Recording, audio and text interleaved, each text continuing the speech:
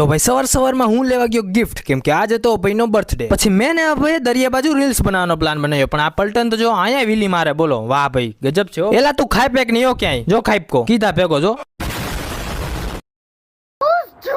મેં આ સ્ટન્ટ કર્યો, હું ખુશ છું. લાગ્યું તો છે 91% બોડી ફેલ જ છે, પણ હું ખુશ છું, બહુ જ ખુશ છું.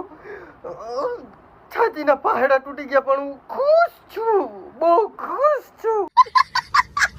પછી મેં એને કીધું એલા કીડી મળી ગઈ જો.